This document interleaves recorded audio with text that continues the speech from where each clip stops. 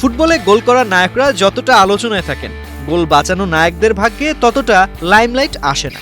অথচ একজন দক্ষ গোলকিপার একাই একটি ম্যাচের মোড় ঘুরিয়ে দিতে পারেন। শিরোপা জয়ের সমীকরণেও একজন নির্ভরযোগ্য গোলকিপারের বিকল্প নেই, তবুও বেশিরভাগ সময় তারা থেকে যান আড়ালে। দেশের ফুটবলে মানসম্মত খেলোয়াড় তৈরি করার লক্ষ্য নিয়ে কাজ করছে বসুন্ধরা ফুটবল একাডেমি। মাঠের খেলোয়াড়দের পাশাপাশি গোলকিপিং বিভাগকেও সমান গুরুত্ব দিচ্ছে তারা।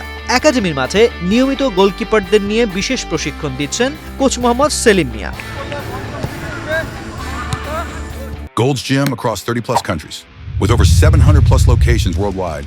Train anywhere, belong everywhere.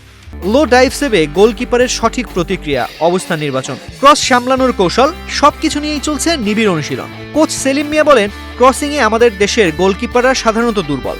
বলের গতিপথ ও পরিমাপ অনুযায়ী গোলকিপারের অবস্থান কোথায় হবে এখানে অনেকেই ভুল করেন। কিভাবে এসব দুর্বলতা কাটিয়ে উঠতে হবে সেসব নিয়ে তরুণ গোলকিপারদের সঙ্গে কাজ করেছি। আজকে সেখানে দেখলেন আমি আজকে গোলকিপারের দিন যেটা কাজ করলাম, আপনারা দেখলেন ইতিমধ্যে দেখেছেন গোলকিপার নিয়ে কাজগুলো করেছি। গোলকিপারে বিশেষ করে লো ড্রাইভ ক্ষেত্রে কী করতে হবে, পজিশনিং কি, এইসব বিষয় নিয়ে কাজ করেছি। তারপর আজকে ক্রসিং নিয়েও কাজ করেছি। ক্রসিংয়ে আমাদের গোলকিপারের ম্যাক্সিমাম দুর্বল, বিশেষ করে বলের যে মেজারমেন্ট অনুযায়ী তার গোলকিপারের পজিশন কত হবে, এই পজিশনের ক্ষেত্রে অনেক তারা ভুল করতেছিল, সেগুলো কীভাবে ওভারকাম করতে হয় সেগুলো নিয়ে কাজ করেছি।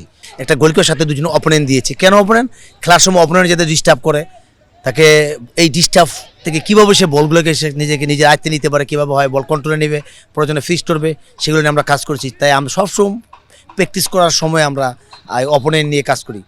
এদিকে অনূর্ধ্ব 18 ফুটবলারদের পাসিং দক্ষতা বাড়াতে আলাদা গুরুত্ব দিচ্ছে একাডেমি। আধুনিক ফুটবলে পাসিং এমন এক মৌলিক দক্ষতা যা ছাড়া খেলার গতি ধরে রাখা বা আক্রমণ সাজানো প্রায় অসম্ভব।